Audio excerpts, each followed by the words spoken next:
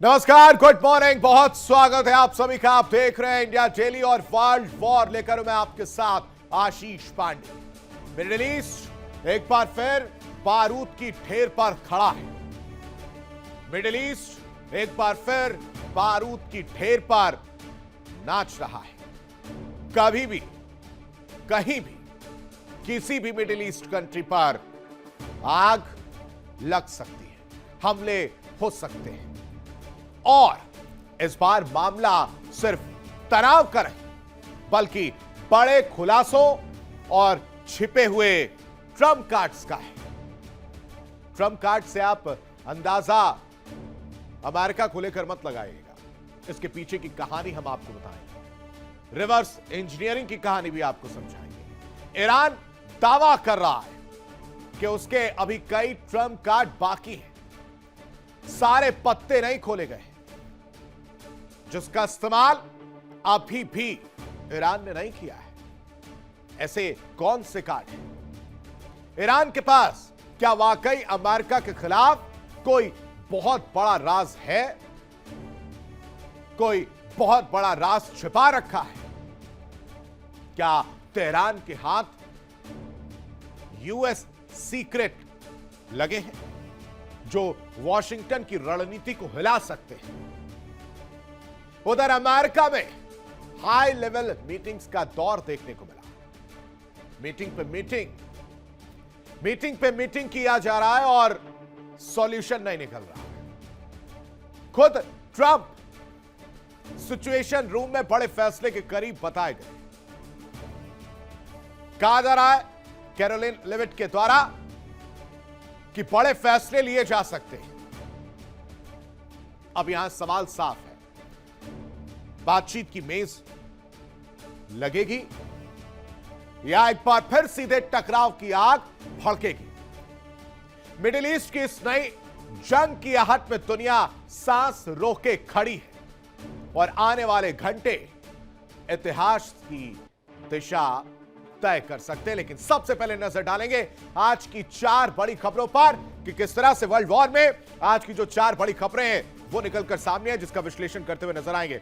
चलिए सबसे पहले आपके सामने 4 बड़ी खबर डाल देते हैं वर्ल्ड वॉर में। सबसे पहले हम बात करेंगे कि किस तरह से ट्रम्प कार्ड इस वक्त अपने पॉकेट में ईरान छुपा कर बैठा है। कौन कौन से वो ट्रम्प कार्ड हैं जिनकी बात ईरान करता हुआ नजर आ रहा है? ये डोनाल्ड ट्रंप को लग रहा था, अमेरिका को लग रहा था कि ट्रम्प कार्ड जो फेंके गए हैं उनकी तरफ से, उसका जवाब ईरान के पास नहीं होगा। लेकिन दर्शकों, हम आपके सामने, आपके बीच अलग अलग ईरान के ट्रम्प कार्ड लेकर आए। कौन कौन से वो ट्रम्प कार्ड हैं और किस तरह से, कहां उसका इस्तेमाल किया जा रहा है और आगे इस्तेमाल किया जाएगा भी। क्या रणनीति है इसके पीछे ईरान की? वो सारे ट्रम्प कार्ड हम आपके सामने रखेंगे, चर्चा करते हुए नजर आएंगे, विश्लेषण करेंगे। लेकिन दूसरी बड़ी खबर वर्ल्ड वॉर में जिस पे चर्चा करेंगे वो आपके सामने रख देते हैं। वो है कि अब ईरान के हाथ यूएस सीक्रेट लगा है। अब आप सोच रहे होंगे कि कोई डॉक्यूमेंट होगा, कोई किताब होगी, कोई प्लानिंग होगी, कोई रूट होगा, कोई मैप होगा, लेकिन ऐसा कुछ नहीं है। ऐसा कुछ भी नहीं है। ईरान के हाथ जो यूएस सीक्रेट लगा है वो है एक बॉम्ब, वो है एक टेक्नोलॉजी, वो है एक रिवर्स इंजीनियरिंग का फॉर्मूला जो इस वक्त ईरान उपयोग कर सकता है। क्योंकि अमेरिका ईरान पर इससे पहले भी हमला कर चुका है। बहुत सारे मिसाइल, बहुत सारे अत्याधुनिक बम बरसाए गए थे, लेकिन वो अमेरिकी बम थे। गिरे जरूर, कई फटे जरूर, लेकिन कुछ फुस्सी हो गए, वो नहीं फटे। अब उन बमों का क्या हुआ? उन बमों में छिपी टेक्नोलॉजी का क्या हुआ? उसको लेकर ही यह सीक्रेट सामने आया है। कैसे उस टेक्नोलॉजी का इस्तेमाल ईरान कर सकता है, रिवर्स इंजीनियरिंग कर सकता है, और अगर वो खुद नहीं कर पाए तो ऐसा कौन सा देश है जो ईरान की मदद कर सकता है, वो हम आपके लिए लेकर आएंगे, आपको दिखाएंगे, विश्लेषण करेंगे। लेकिन तीसरी बड़ी खबर आपके सामने रख देते हैं जिस पर हम चर्चा करेंगे, वो है ट्रंप की हाई लेवल मीटिंग। ये कैसे भूल सकते हैं? लगातार मीटिंग पे मीटिंग किया जा रहा है, मीटिंग पे मीटिंग हो रही है, परिणाम कुछ नहीं निकल रहा है। फिर से एक बार मीटिंग हुई है। मीटिंग में तय किया गया कि जो प्रस्ताव ईरान की तरफ से दिए गए थे, जिसमें स्ट्रेट ऑफ हॉर्मुज की बात थी, नाकाबंदी को हटाने को लेकर बात थी, और अंत में था न्यूक्लियर हथियार को लेकर बातचीत। अब उस प्रस्ताव को डोनाल्ड ट्रंप ने उठाया है और उसको फाड़ दिया है, फेंक दिया, कूड़े के ढेर में गया। कहा कि नहीं, सबसे पहले न्यूक्लियर पर बात होगी। डोनाल्ड ट्रंप का यह रवैया, डोनाल्ड ट्रंप की इसके पीछे की सोच, रणनीति क्या कहती है, वो आपके सामने रखेंगे। लेकिन चौथी बड़ी खबर आपके सामने रख देते हैं कि अब क्या इन तीनों ही परिप्रेक्ष्य की अगर बात की जाए तो बातचीत की संभावना, बातचीत का दरवाजा क्या खुला है, और अगर वो दरवाजा बंद हो गया है तो क्या सीधा सीधा टकराव होगा? क्योंकि आहट सुनाई दे रही है, महायुद्ध की आहट इस वक्त सुनाई दे रही है, और चौखट पर यानी दहलीज पर महाआट आकर खड़ी है कि भाई साहब, एक चूक, एक संघर्ष विराम या युद्ध विराम या सीज फायर पर बात नहीं बनती है तो मैं नॉक नॉक करके युद्ध विराम को हटाकर महायुद्ध करूंगा। यह तस्वीर निकलकर सामने आई है। लेकिन इन सब के बीच चार बड़ी खबरें आपके सामने रख देते हैं। इस वक्त की चार बड़ी खबरें आपको बताते हैं। व्हाइट हाउस में हाई लेवल मीटिंग जो है वो की गई है। हाई लेवल मीटिंग में ईरान प्रस्ताव पर मंथन किया गया, जिसके बाद डोनाल्ड ट्रंप ने उस प्रस्ताव को ठुकरा दिया है।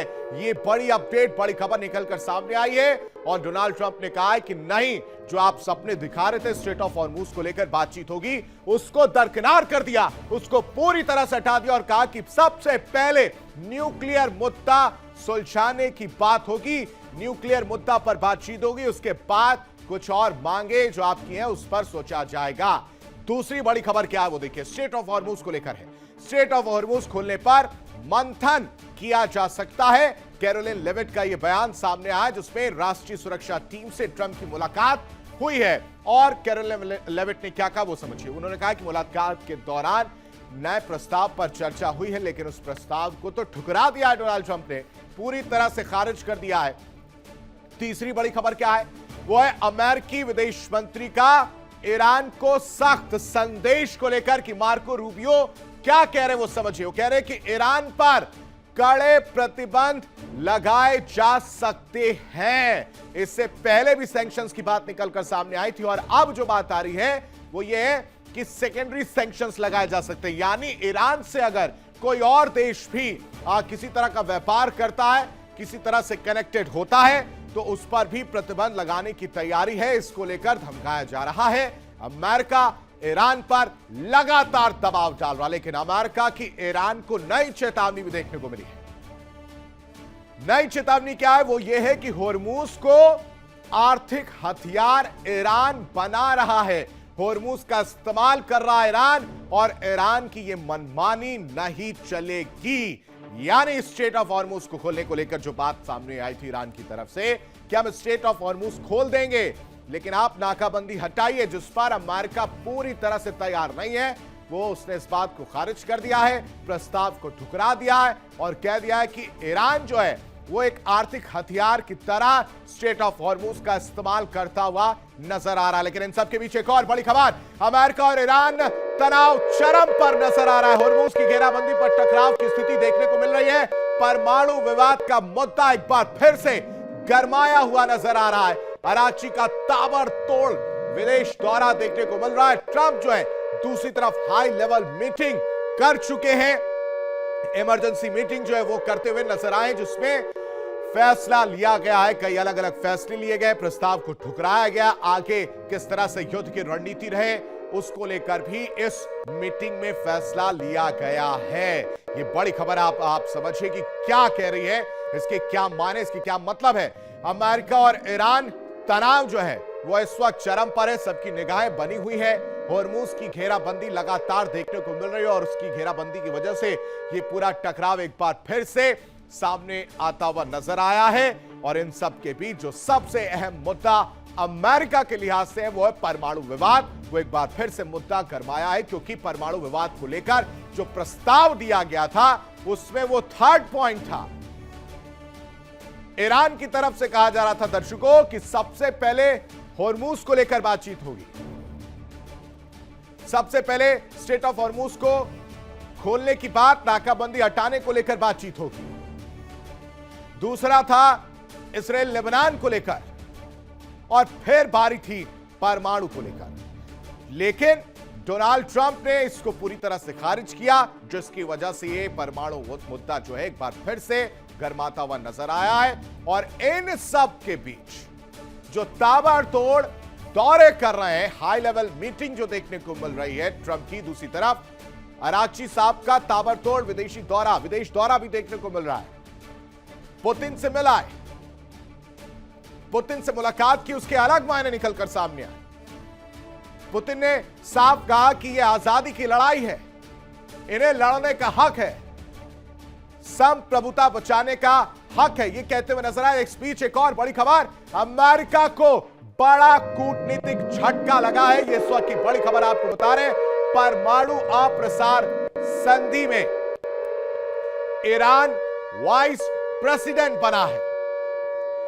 संयुक्त राष्ट्र में एनपीटी का वाइस प्रेसिडेंट ईरान बना है। वाइस प्रेसिडेंट बनने पर यूएस ने पूरी तरह से नाराजगी जताई है। अब आप इस गेम को समझिए। यूएस ने परमाणु अप्रसार संधि के खिलाफ फैसला बताया है, यानी पूरी तरह से अमेरिका घिरता हुआ नजर आया है। ये दोनों ही खबरें क्या कह रही है समझिए। पहली खबर जो थी स्ट्रेट ऑफ हॉर्मुज को लेकर थी। स्ट्रेट ऑफ हॉर्मुज की कहानी कुछ ऐसी है कि दोनों ही अपने अपने दावे कर रहे हैं। एक तरफ नाकाबंदी है, दूसरी तरफ टोल है, जहाज जा रहे हैं, वापस आ रहे हैं, जहाजों को जाने नहीं दिया जा रहा है, ईरानी शिप्स को वापस मोड़ दिया जा रहा है, आर्थिक चोट पहुंचाई जा रही है। और उसके बाद से हाई लेवल मीटिंग जो है डोनाल्ड ट्रंप की तरफ से की जाती है कि स्ट्रेट ऑफ हॉर्मुज की बात जो उसने प्रस्ताव में रखी, अगर उसको खोल दिया गया तो हम कमजोर पड़ जाएंगे और परमाणु हथियार, यूरेनियम एनरिचमेंट, इन सब पर पकड़ ढीली पड़ जाएगी। इसलिए से अमेरिका इस बात को नकार रहा है, दरकिनार कर रहा है, उस प्रस्ताव को फाड़कर कूड़े के ढेर में फेंक चुका है और कह रहा है कि नहीं, सबसे पहले न्यूक्लियर पर बात होगी, सबसे पहले इस पर बात करनी चाहिए, उसके बाद बाकी चीजें देखी जाएंगी। लेकिन दूसरी बड़ी खबर क्या है, अमेरिका को जो बड़ा झटका लगा है, इसके मतलब समझिए। परमाणु अप्रसार संधि में ईरान वाइस प्रेसिडेंट बना है यूएन की तरफ से। अगर जब यूएन ने इस बात को पुख्ता किया, एनपीटी का वाइस प्रेसिडेंट बनना यानी ईरान को मजबूत कर देना, इस बात का संदेश है, इस बात की पुख्ता जानकारी है कि ईरान के पास किसी तरह का भी परमाणु कार्यक्रम या परमाणु से रिलेटेड कुछ भी नहीं है। तो अब अमेरिका अब मुंह की खाते हुए नजर आ रहा है कि अब अमेरिका क्या कहेगा। अमेरिका के पास कोई ऑप्शन नहीं है कि वो जवाब दे पाए कि परमाणु खतरा को देखते हुए, परमाणु खतरे को देखते हुए अमेरिका ने इस युद्ध की शुरुआत की थी और 60 दिन का जो वक्त खत्म हो रहा है उसकी कांग्रेस से स्वीकार्यता लेने के लिए, उसका पक्ष लेने के लिए अब अमेरिका के पास कोई विकल्प भी नहीं बच गया। इसलिए अमेरिका चौतरफा गिरता हुआ भी नजर आ रहा है। लेकिन इन सब के बीच एक और बहुत बड़ी खबर, ईरानी मीडिया का बड़ा दावा देखने को मिल रहा है। इजराइल यूएस फिर हमला कर सकते हैं। इजराइल और यूएस मिलकर एक बार फिर से हमला कर सकते हैं। कुछ घंटों में फिर से सैन्य कार्रवाई की आशंका जताई जा रही है। ईरानी मीडिया का यह बड़ा दावा निकलकर सामने आया है कि एक बार फिर से इजराइल हो या यूएस हो, दोनों हमला कर सकते हैं और कुछ घंटे में फिर से सैन्य कार्रवाई की आशंका ईरान की तरफ से जताई गई है। यानी ईरान सतर्क है, ईरान पूरी तरह से इस वक्त तैयार है कि अगर हमला होता है तो हम जवाब देंगे।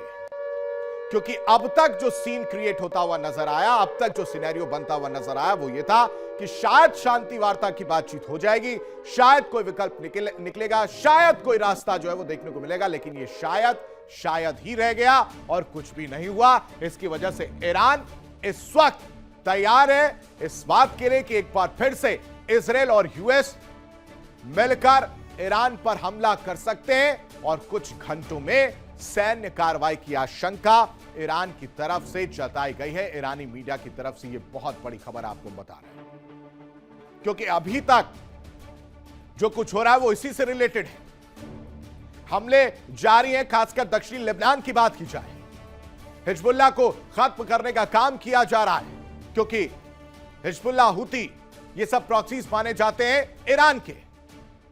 कहा जाता है कि ईरान इनको पालता है, ईरान इन्हें पैसा मुहैया कराता है, दाना पानी खाना सब कुछ ईरान की तरफ से होता है और इसलिए ईरान को भी मिर्ची लग रही है। लेकिन इन सब के बीच ये जो खबर सामने आई है, जिसमें ईरानी मीडिया दावा कर रहा है कि एक बार फिर से हमला हो सकता है, ये इसी वजह से है कि 3 दिन का वक्त दिया गया था डोनाल्ड ट्रंप की तरफ से कि या तो पूर्णतः सीजफायर पर सहमति बनेगी या तो आपको डील स्वीकार होगा, अन्यथा हमले होंगे, भीषण और भयानक हमले होंगे।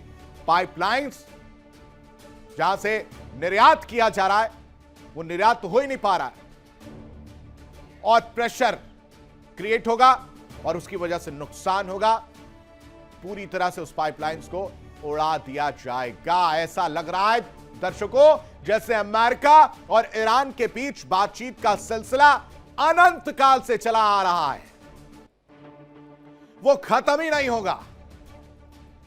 कभी डोनाल्ड ट्रंप कहते हैं कि फोन कॉल पे बातचीत हो जाएगी, कभी कहते हैं कि ठीक है आइए एक पड़ोसी देश है वहां जाकर मिल लेते हैं, आपके लिए 5 घंटे का रास्ता है, हम 16-17 घंटे ट्रैवल करके आ जाएंगे, बातचीत हो जाती है। एक बार कोशिश भी हुई दर्शकों, लेकिन कुछ नहीं निकला, उल्टा और बिल फाड़ के चले आए। वो पहले से ही कंगाल है और उस पर बिल फट गया। लेकिन दोनों पक्ष एक दूसरे का सामना करने से कतरा रहे हैं। अब यह स्थिति आ गई है, ट्रंप ने अपने दूतों को वापस बुला लिया है।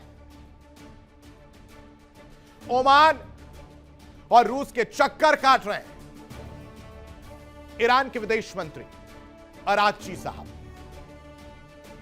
बैठ रहे हैं, टेक ऑफ कर रहे हैं, लैंड कर रहे हैं, बातचीत कर रहे हैं, फिर चले आ रहे हैं, फिर वहीं से बैठ रहे हैं, टेक ऑफ कर रहे हैं, रूस पहुंच रहे हैं, पुतिन से मुलाकात कर रहे हैं, फिर चले आ रहे हैं। बार बार एक ही जगह वापस आ रहे हैं, लेकिन मकसद क्लियर नहीं हो पा रहा है कि वो चाह क्या रहे हैं।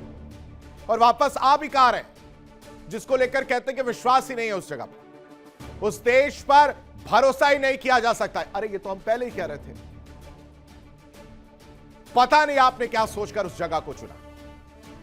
यानी उस मेज को छोड़कर हर जगह जा रहे हैं जहां समाधान निकलना है।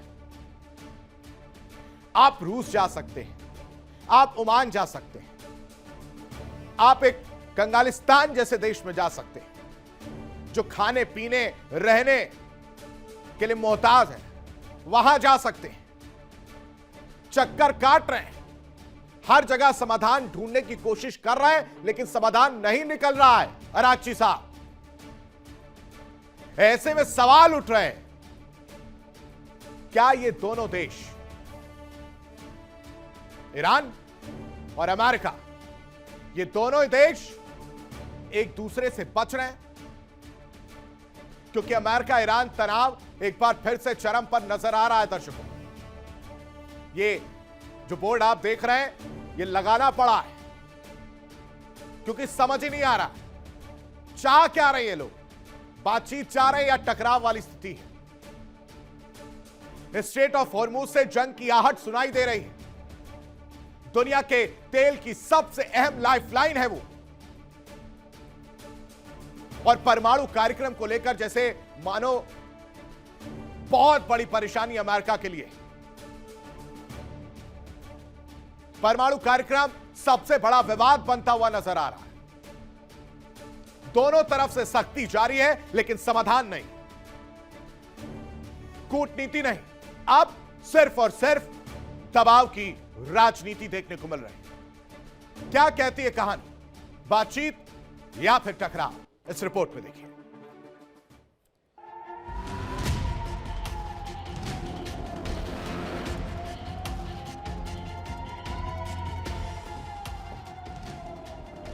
बातचीत या टकराव, बेहद अनसुलझा है सवाल। पहला कदम कौन उठाए? अमेरिका और ईरान के रिश्ते आज किसी डिप्लोमेटिक बातचीत से ज्यादा एक ऐसे शतरंज के खेल की तरह दिखते हैं जिसमें हर चाल के बाद अगला कदम और ज्यादा खतरनाक हो जाता है। एक तरफ हॉर्मुज़ स्ट्रेट को लेकर धमकियां हैं, तो दूसरी तरफ ईरान के परमाणु कार्यक्रम पर पश्चिम का लगातार दबाव, और बीच में फंसी है वो कूटनीति जो सालों से समाधान की तलाश में घूम रही है, लेकिन समाधान हर बार थोड़ा और दूर चला जाता है।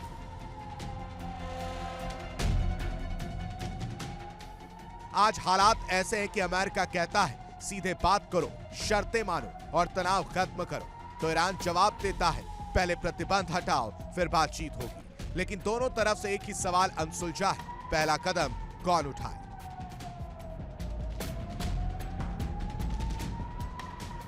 टकराव का सबसे संवेदनशील बिंदु है हॉर्मुज़ स्ट्रेट, वो संकरी समुद्री पट्टी जिससे दुनिया के तेल व्यापार का बड़ा हिस्सा गुजरता है। अगर यहां हल्का भी तनाव बढ़ता है तो असर सिर्फ ईरान या अमेरिका तक नहीं रहता, बल्कि पूरी वैश्विक अर्थव्यवस्था की सांसें तेज हो जाती हैं। ईरान इसे अपना रणनीतिक हथियार मानता है, एक ऐसा ट्रम्प कार्ड जिसे जरूरत पड़ने पर दिखाया जा सकता है। वहीं अमेरिका और उसके सहयोगी देश इसे रेड लाइन मानते हैं, जिसे पार करने का मतलब सीधा टकराव है। यहीं से शुरू होता है असली तनाव का खेल, जहां हर बयान एक नई चेतावनी बन जाता है।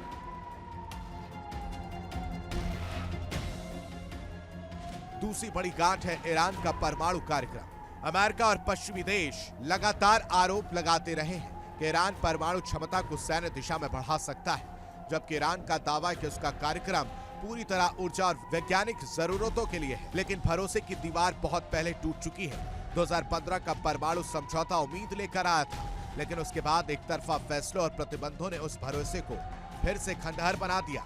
अब स्थिति यह है कि दोनों पक्ष एक दूसरे को विश्वसनीय नहीं मानते, और यही सबसे बड़ा संकट है।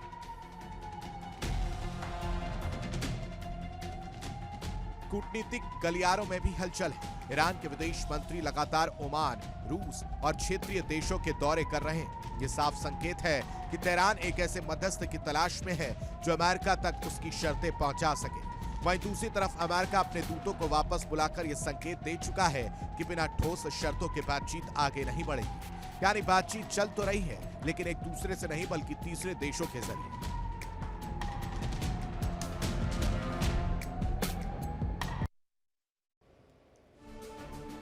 और इस बीच बड़ी खबर, ब्लूमबर्ग का ईरान पर बड़ा दावा देखने को मिला है।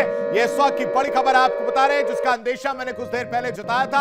आपको वो कहानी बताई थी कि ईरान के पास तेल स्टोर करने की क्षमता इस वक्त बेहद कम है। 12 से 22 दिन की तेल स्टोर करने की क्षमता जो है वो ईरान के पास बची है। यानी तेल निर्यात में 70% की गिरावट देखने को मिली है। अब इसकी वजह से पूरी कहानी पलट गई है। पूरी कहानी कैसे पलटी है वो आपको समझाते हैं। देखिए, ब्लूमबर्ग जो दावा कर रहा है उसको समझना जरूरी है। क्या कहा जा रहा है कि ईरान के पास जो तेल स्टोर करने की क्षमता है वो बेहद कम है।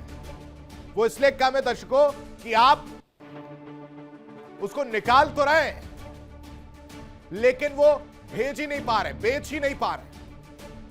तो आज नहीं तो कल जो स्टोर करने की क्षमता है वो खत्म हो जाएगी। वो जगह भर चुकी है। बाकी का तेल कहां पे निकालेंगे?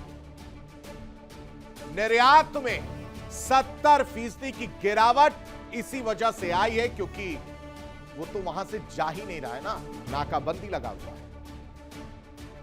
कैसे होगा?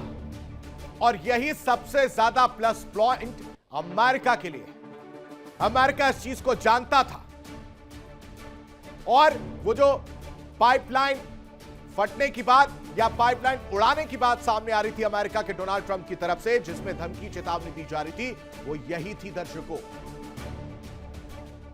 इसी का डर ईरान को सता रहा है और इसी वजह से ईरान लगातार प्रेशर क्रिएट कर रहा है कि नाकाबंदी हटाइए। निर्यात 70% तक गिर चुका है। हालत यह हो गई है ईरान की कि 12 से 22 दिन की तेल स्टोर करने की क्षमता बची हुई है और अमेरिका इस वजह से मजबूत नजर आ रहा, लेकिन झुकना तो पड़ेगा। कौन झुकेगा यह देखने वाली बात होगी। यानी बातचीत या टकराव वाली स्थिति को समझना यहां पर जरूरी है। अमेरिका का रुख क्या है वो आप समझिए। अमेरिका और ईरान की शर्तें समझने की जरूरत है। अमेरिका कह रहा है कि ठीक है, आपको परेशानी हो रही है, आप तेल स्टोरेज करने में आपको बहुत ज्यादा दिक्कत हो रही है, ठीक है, हमारी शर्तें मान लो, हम तनाव खत्म कर देते हैं। ईरान क्या कह रहा कि नहीं, प्रतिबंध हटाओ, सैंक्शंस हटाने की बात, नाकाबंदी हटाने की बात कही जा रही है और उसके बाद बातचीत होगी। ईरान के पास सभी विकल्प मौजूद हैं। यह अमेरिका की तरफ से, डोनाल्ड ट्रंप की तरफ से लगातार कहा जा रहा है कि वो जो भी विकल्प चुनना चाहता है चुन ले। और ईरान कह रहा है कि होर्मुज हम खोल देंगे, लेकिन नाकाबंदी हटानी पड़ेगी। ईरान कह रहा ना ना ना, नाकाबंदी तो नहीं हटाएंगे। तुम्हें लग रहा था कि तुमने हमारी दुखती नस पकड़ ली है, लेकिन हमने नाकाबंदी करके आपको आर्थिक चोट पहुंचाया है, आपके निर्यात को 70% डाउन कर दिया है, आपकी स्टोरेज क्षमता को खत्म करने की कगार पर है। डोनाल्ड ट्रंप कह रहे हैं कि ठीक है, नंबर घुमाइए, हेलो मिस्टर प्रेसिडेंट, मुझे आपसे बात करनी है, प्लीज जंग खत्म करो। ये डोनाल्ड ट्रंप कह रहे हैं कि फोन करिए और जंग खत्म करो। लेकिन ईरान क्या कह रहा है, परमाणु मुद्दे को लेकर जो आप सोच रहे हैं कि मैं आपको फोन करूं, वो नहीं करूंगा, उस पर बाद में बातचीत होगी, पहले स्टेट ऑफ हॉर्मुज पर बातचीत होगी।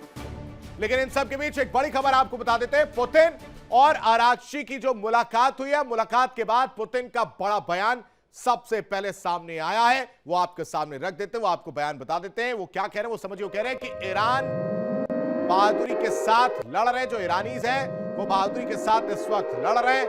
ईरानी कठिन परीक्षा को पार कर लेंगे, ईरान की सुरक्षा के लिए सब कुछ करेंगे। ईरान रूस के संबंध और मजबूत होंगे, ये पुतिन की मुलाकात के बाद सामने आया है, जहां पर आराघची साहब मुलाकात करने के लिए रूस गए थे। मुलाकात हुई है और मुलाकात के बाद क्या तस्वीरें सामने आई ये देखिए। ये मुलाकात के दौरान की तस्वीर है, आपको पुतिन नजर आ रहे होंगे। इनके माथे पर पड़ी ये लकीरें, ये शिकन पर मत जाइए। ये वो अनुभव है जिसके जरिए ये बातचीत की जा रही है। और ये आराघची का आप जो तस्वीर देख रहे हैं आराघची की, ये बातचीत हो रही है। क्या कह रहे हैं वो समझिए। ये कह रहे हैं कि ठीक है, आप जो लोग लड़ रहे हैं वो बहुत बहादुरी का काम है, ईरानी जो है वो बहादुरी के साथ लड़ रहे हैं, कठिन परीक्षा पास कर लेंगे आप। ये कठिन परीक्षा भी आपका कुछ नहीं बिगाड़ पाएगी, हम आपके साथ हैं। आपको सुरक्षा चाहिए, मैं दे दूंगा। ईरान की सुरक्षा के लिए सब कुछ करेंगे पुतिन, ये कह दिया है।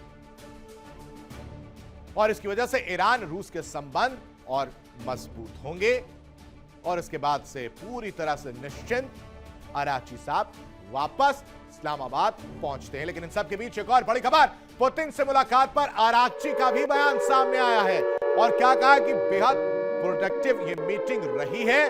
90 मिनट से ज्यादा ये पूरी मीटिंग चली है। दोनों देशों के बीच सहयोग पर यानी हेल्प करने पर विचार जो है वो देखने को मिला है। ये दो तस्वीरें,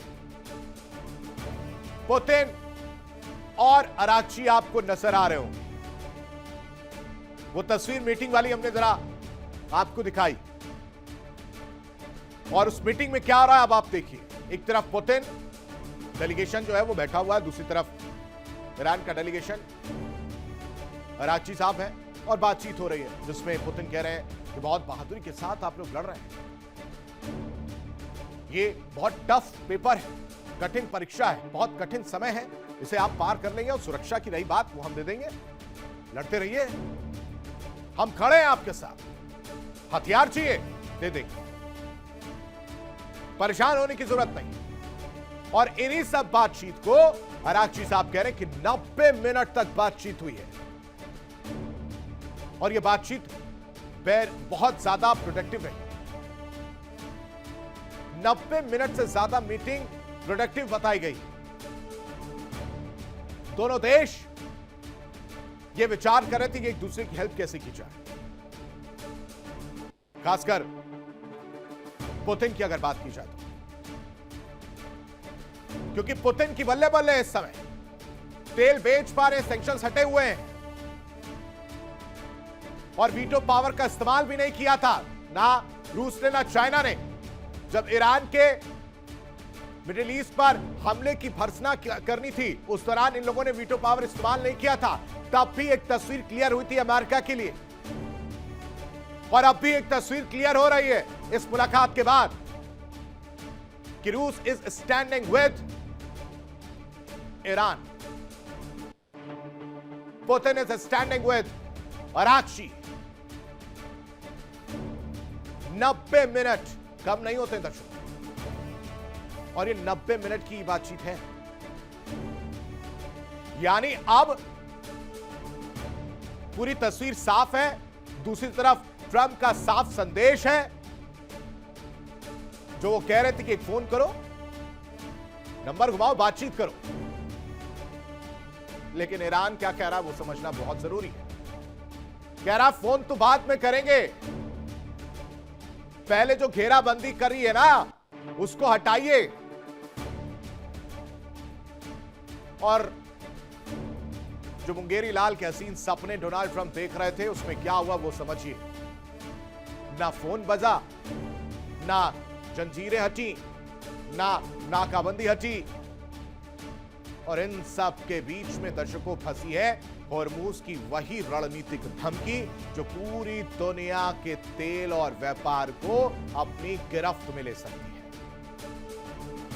सवाल अब सिर्फ इतना नहीं कि बातचीत क्यों नहीं हो रही, क्यों नहीं पहल की जा रही, और अगर पहल हो रही है तो एक टेबल पर आमने सामने क्यों नहीं आ रहे। सवाल यह नहीं है, सवाल यह है कि क्या दोनों देश बातचीत से ज्यादा टकराव की राजनीति में निवेश कर चुके हैं, इन्वेस्ट कर चुके हैं, और महायुद्ध की आहट क्या उस प्लानिंग प्लॉटिंग की तैयारी है। क्या कहानी है इस मंशा के पीछे, इस रिपोर्ट में समझिए।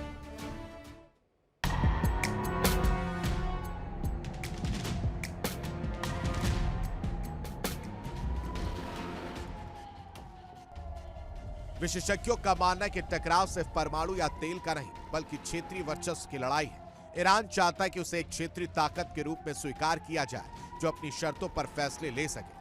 वहीं अमेरिका यह सुनिश्चित करना चाहता है कि मिडिल ईस्ट में कोई भी शक्ति ऐसी ना हो जो वैश्विक ऊर्जा आपूर्ति को प्रभावित करने की क्षमता रखे।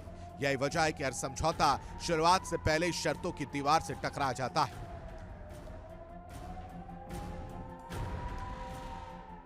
लेकिन सबसे बड़ा सवाल यही है, क्या दोनों देश सच में बातचीत चाहते हैं या फिर यह तनाव एक रणनीतिक जरूरत बन चुका है। क्योंकि हर बार जब टकराव बढ़ता है दोनों तरफ से अपनी अपनी घरेलू राजनीति को भी मजबूती मिलती है। कड़े बयान, सख्त रुख और राष्ट्रीय सुरक्षा का मुद्दा, ये सब सिर्फ विदेश नीति नहीं बल्कि आंतरिक राजनीति का भी हिस्सा बन जाता है।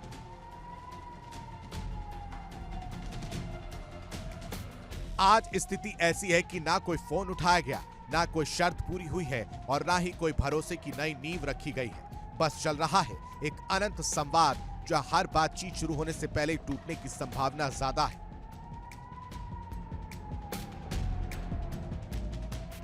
हॉर्मूज की लहरों में सिर्फ तेल नहीं बहता, वह वैश्विक राजनीति का दबाव, परमाणु आशंकाएं और विश्वास की परतें भी लगातार टकरा रही है।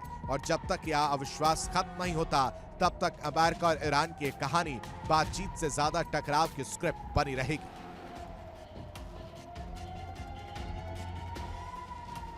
Bureau report, India daily.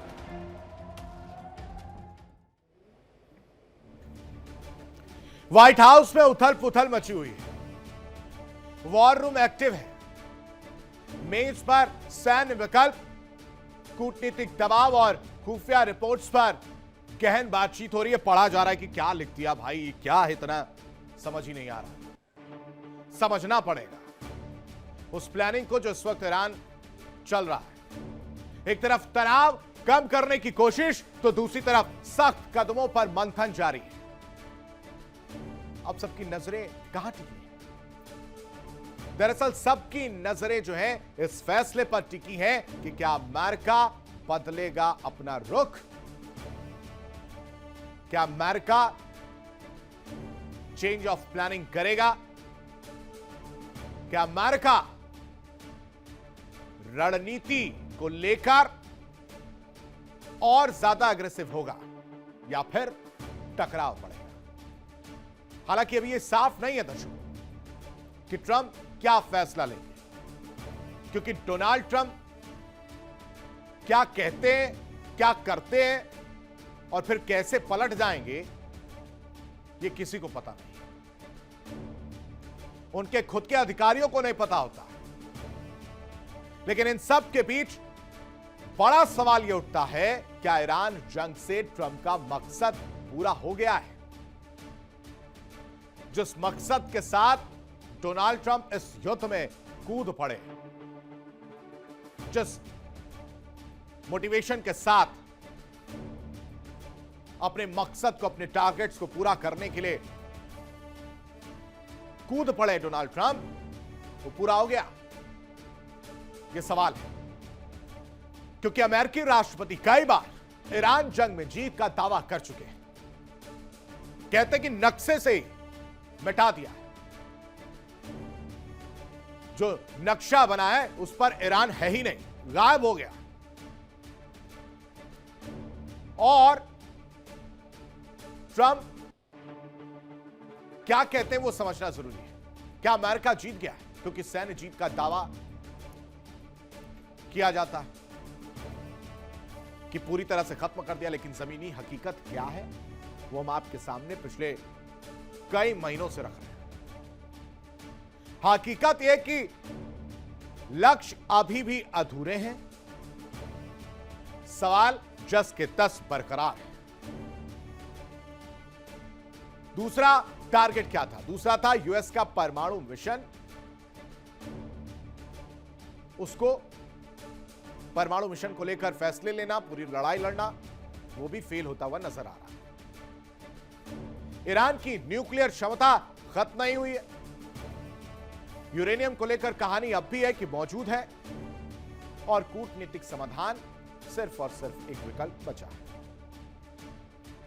Trump का असली लक्ष्य क्या है वो समझिए। परमाणु कार्यक्रम खत्म करना है।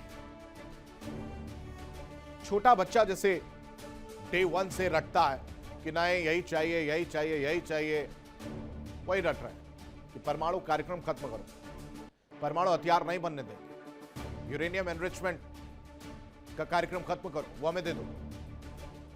क्यों दे दे? शासन परिवर्तन की कोशिश की बात भी निकलकर सामने आई थी, आत्मसमर्पण की मांग की गई।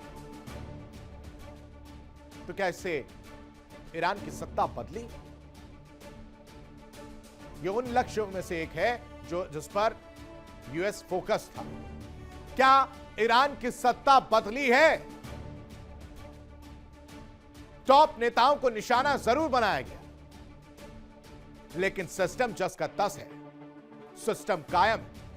नया नेतृत्व जरूर है, लेकिन पुरानी नीति नजर आ रही है। ईरान को सैन्य नुकसान कितना हुआ वो भी समझिए। मिसाइल ड्रोन पूरी तरह खत्म नहीं हुए, आधा हथियार भंडार अभी बचा ही हुआ है। तो हासिल क्या किया इन्होंने? डोनाल्ड ट्रंप को मिला क्या अब तक?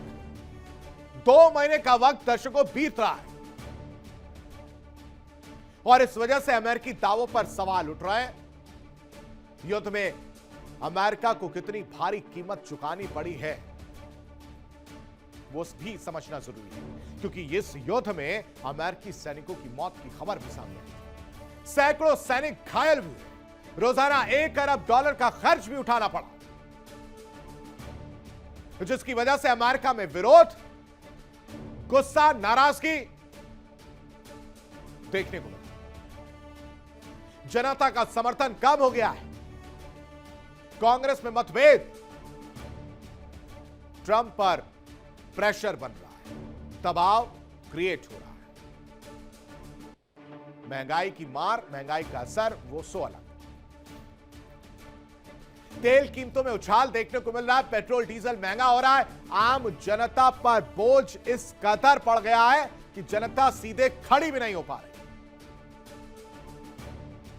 और वैश्विक असर की अगर बात करें तो हॉर्मुज स्ट्रेट संकट जस का तस बना हुआ है। नेटो में दरार देखने को मिल रही है। यूरोप का भरोसा वो भी धीरे धीरे धीरे कम होता हुआ नजर आ रहा है। इन सब में किसे फायदा हुआ वो समझिए। इसमें फायदा हुआ ईरान की रणनीतिक लाभ की अगर बात की जाए या अमेरिका की छवि की बात की जाए, अमेरिका की छवि कमजोर हुई, वैश्विक ताकत संतुलन बदल गया। अब आपके मन में सवाल आ रहा होगा कि इसके आगे क्या, ये तो हम समझ पड़ रहे हैं। तो आगे यह है दर्शकों कि संघर्ष विराम इस वक्त बेहद कमजोर नजर आ रहा है, जिसे मजबूत करने की जरूरत है, बातचीत करने की जरूरत है और उसी पर उम्मीद टिकी है। और अगर ऐसा नहीं होता है तो युद्ध, भीषण युद्ध, महायुद्ध भड़क सकता है। इस बीच एक बड़ी खबर आपको बताते हैं, यूएस की सुरक्षा पर ब्रिटेन को भरोसा नहीं है। यह इस वक्त की बड़ी खबर है। किंग चार्ल्स के लिए लंदन से सैनिक अलग से बुलाए गए। ब्रिटेन ने खुद के सैनिक तैनात किए।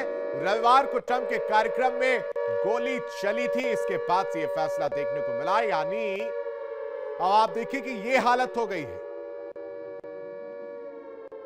जो हिल्टन होटल पर गोलियां चलाई गई, वहां पर कैलिफोर्निया के शख्स एलन के द्वारा, उसके बाद से किंग चार्ल्स वो अपनी सुरक्षा को लेकर सवाल उठाते हुए नजर आए और कहा कि हमें आपके सैनिकों पर भरोसा नहीं है, आपकी सुरक्षा पर भरोसा नहीं है। कब कहां से कौन एंटर कर जाए और दे धाए धाए धाए गोली मारा और काम खत्म। हमें अपनी जिंदगी प्यारी है। किंग चार्ल्स के लिए लंदन से सैनिक बुलाए गए हैं। सोचिए कितनी शर्म की बात है अमेरिका। ये अपने पावर का ढिंढोरा पीटते हैं। डोनाल्ड ट्रंप अपने सैनिकों की तारीफों के पुल बांधते हैं, तारीफ करते हैं कि हमारे इतने सारे हेलीकॉप्टर्स गए, हमारे एक पायलट को हमने बचा लिया। अरे आपने एक पायलट को बचा लिया, लेकिन आपकी सुरक्षा में सेंध लगाकर खुलेआम फायरिंग की गई है मिस्टर डोनाल्ड ट्रंप, उसका क्या? किंग चार्ल्स के लिए लंदन से सैनिक क्यों बुलाए गए, उसका क्या? ब्रिटेन ने खुद के सैनिक तैनात कर दिए, उसका क्या मिस्टर प्रेसिडेंट? रविवार को आप ही के कार्यक्रम में गोली चल जाती है, उस अमेरिका की छवि धूमिल होती है, उसका क्या? कोई फर्क नहीं पड़ता। डोनाल्ड ट्रंप को इससे कोई भी फर्क नहीं पड़ता, रत्ती भर फर्क नहीं पड़ता, क्योंकि मिडिल ईस्ट में हालात बेहद तनावपूर्ण होते दिख रहे हैं। ईरान की ओर से वैश्विक व्यापार को प्रभावित करने की संभावित रणनीति को लेकर गंभीर चर्चाएं तेज हो गई। ईरानी संसद के स्पीकर के हालिया बयान के बाद यह दावा किया जा रहा है कि ईरान के पास ऐसे कई ट्रंप कार्ड हैं जिनमें दुनिया के सबसे अहम समुद्री व्यापार मार्ग हॉर्मुज स्ट्रेट और बाब अल मंदेब पर दबाव बनाने की क्षमता शामिल है। ये ट्रंप कार्ड है ईरान के पास। यहां कंफ्यूज नहीं होना आपको, ये ईरान के ट्रंप कार्ड है, अमेरिका के नहीं।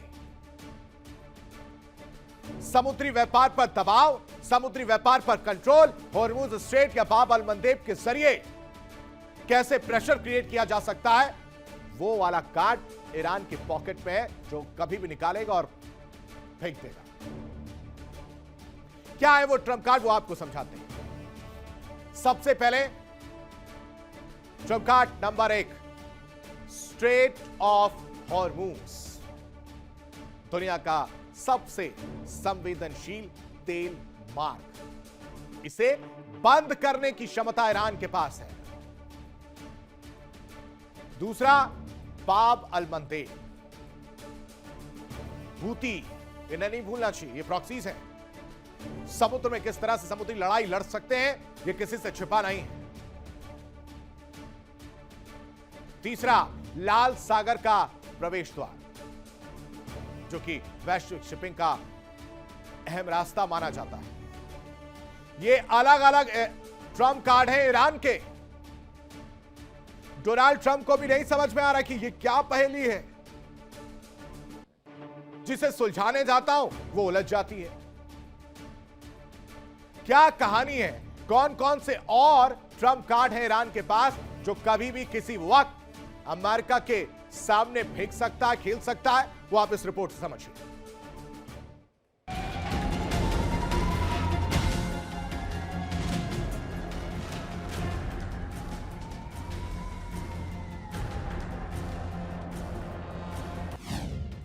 किसके पास कितने ट्रम्प कार्ड?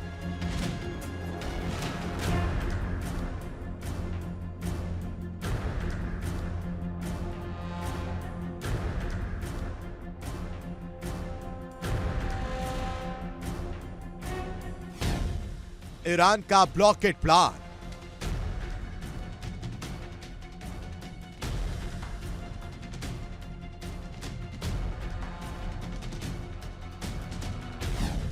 यूएस भेद पाएगा चक्रव्यूह।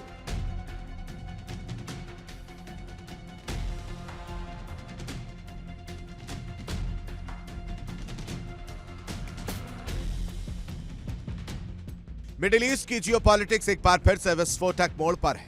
ईरानी संसद के एक शीर्ष नेता के दावे ने दुनिया भर के समुद्री व्यापार गलियारों में हलचल मचा दी है। दावा है कि ईरान के पास ऐसे कई ट्रम्प कार्ड हैं जिनसे वो वैश्विक व्यापार की नसें दबा सकता है। हॉर्मुज स्ट्रेट से लेकर बाब अल मंदेब और आगे अफ्रीकी समुद्री रास्तों तक। लेकिन सवाल यह है कि क्या यह रणनीति हकीकत है या फिर शक्ति प्रदर्शन की बयानबाजी। ईरानी संसद के स्पीकर मोहम्मद बाकर गालिबाफ ने अपनी पोस्ट में बताया कि कैसे ईरान के पास अभी सारे ट्रम्प कार्ड मौजूद हैं, जबकि अमेरिका के सभी पत्ते खत्म हो चुके हैं। ईरान का पहला ट्रम्प कार्ड है straight of Hormuz.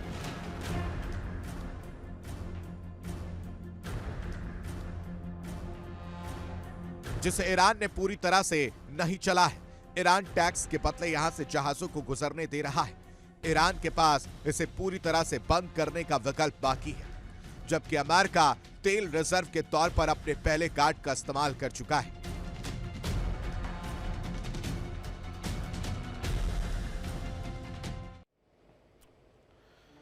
In Trump card को समझना बहुत जरूरी है।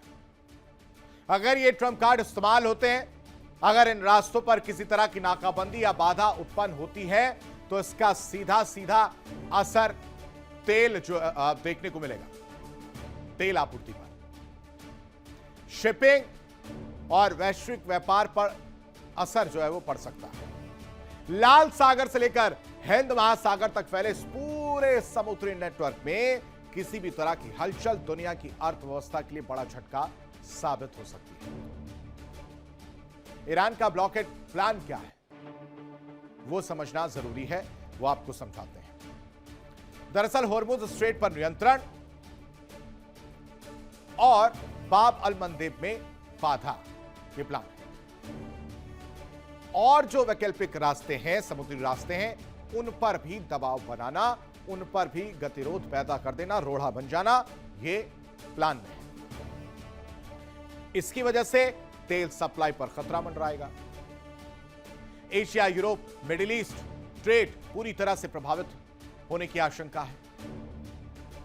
लाल सागर से हिंद महासागर तक तनाव होगा, शिपिंग रूट्स पर संकट बढ़ता जाएगा और वैश्विक व्यापार ठप होने का खतरा भी मंडराएगा। ईरान की रणनीतिक चालें अलग अलग, रूस और क्षेत्रीय ताकतों और सहयोगी नेटवर्क का इस्तेमाल ईरान लगातार कर रहा है।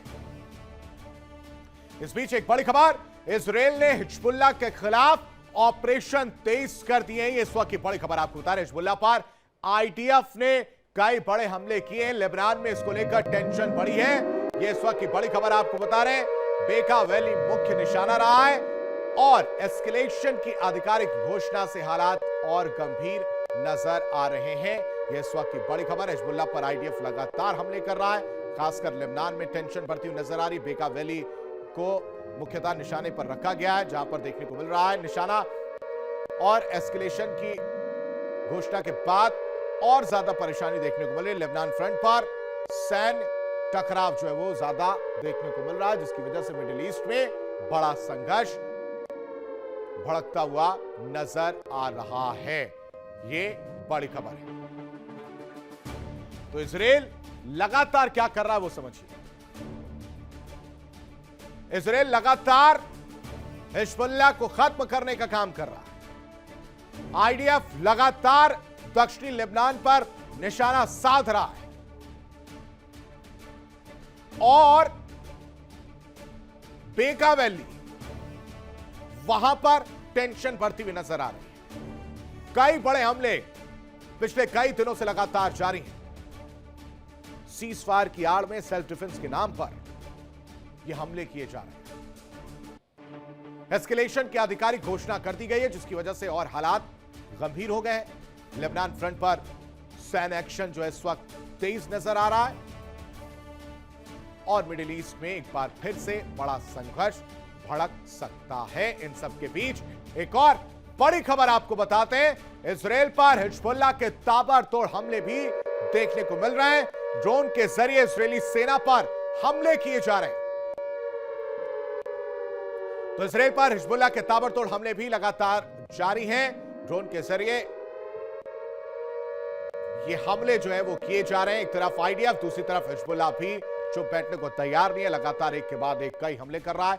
खासकर राहत दल पर ड्रोन के जरिए बम बरसाए गए हैं। घायलों को निकालने आई इजरायली हेलीकॉप्टर भी निशाने पर रहे हैं। इजरायल के धोखे का जवाब दिया है कि हिजबुल्लाह कह रहा है, वो कह रहा है कि जिस धोखे से इजरायल ने, आईडीएफ ने हमला किया, दक्षिणी लेबनान में एक के बाद एक हमले किए जा रहे हैं, उसी धोखे का जवाब दिया है। आपने क्या सोचा कि जो आपके लोग घायल हुए, जो सैनिक घायल हुए, उनको बड़ी आसानी से आप लेकर चले जाएंगे? ना, नहीं करने देंगे। यही मानसिकता है हिजबुल्लाह की और इसी मानसिकता की वजह से इस तरह के हमले लगातार देखने को मिल रहे हैं, जहां पर ड्रोन के जरिए बम बरसाए गए, इजरायली हेलीकॉप्टर को निशाना बनाने की कोशिश की गई है और कहा गया कि इजरायल के धोखे का, हर धोखे का करारा जवाब दिया जाएगा।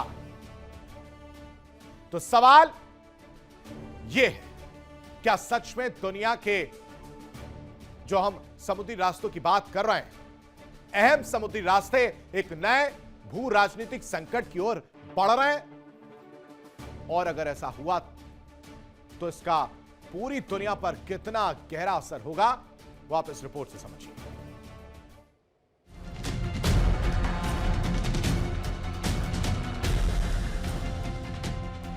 माना जा रहा है कि ईरान लाल सागर के वैकल्पिक मार्ग केप ऑफ गुड होप को ब्लॉक करने की तैयारी में, जिसके लिए ईरान रूस की मदद चाहता है। माना जा रहा है कि मेडागास्कर के जरिए ईरान शिपिंग इंडस्ट्री पर ब्रेक लगाने की तैयारी में, ताकि एशिया, अरब और यूरोप के बीच के सभी समुद्री कनेक्शन कट किए जा सके। लाल सागर सबसे व्यस्त समुद्री मार्ग में से एक है। ये यूरोप को अरब देशों से जोड़ता है। यूरोपीय देशों से जहाज जिब्राल्टर स्ट्रेट और भूमध्य सागर होते हुए स्वेज कैनाल के जरिए लाल सागर में दाखिल होते हैं। यहां से बाब अल मंदेब के जरिए कार्गो शिप दूसरी खाड़ी तक पहुंचते हैं। विश्लेषण यह भी कहता है कि लाल सागर और स्वेज कैनाल दुनिया के सबसे व्यस्त व्यापारिक मार्ग है। अगर यहाँ अस्थिरता बढ़ती है तो जहाजों को अफ्रीका के Cape of Good Hope route से लंबा रास्ता लेना पड़ सकता है, जिससे लागत और समय दोनों बढ़ेंगे। रिपोर्ट्स में सोमालिया के अल शबाब जैसे गुटों का नाम भी सामने आ रहा है। अगर इन सभी समुद्री मार्गों पर दबाव बढ़ता है तो असर सिर्फ मिडिल ईस्ट तक सीमित नहीं रहेगा। तेल, गैस और कंटेनर शिपिंग की वैश्विक सप्लाई चेन पर सीधा असर पड़ सकता है और इसका झटका यूरोप से लेकर एशिया तक महसूस किया जा सकता है। फिलहाल ये पूरा परिदृश्य दावों, रणनीतिक बयानों और जियोपॉलिटिकल विश्लेषणों के बीच घूम रहा है, लेकिन इतना साफ है कि अगर दुनिया के ये अहम समुद्री रास्ते तनाव की चपेट में आते हैं तो उसका असर सिर्फ नक्शे पर नहीं बल्कि हर देश की अर्थव्यवस्था पर दिखेगा। साफ है, मुस्तवा होर्मुज की जंग को लाल सागर से अदन की खाड़ी और पूरे हिंद महासागर तक फैलाने की तैयारी में है, जिसमें ईरान कामयाब हुआ तो इसके परिणाम पूरे विश्व के लिए बेहद घातक होने वाला है। Bureau report, India daily. अब सवाल सिर्फ इतना नहीं दर्शकों कि अगला कदम कौन उठाएगा।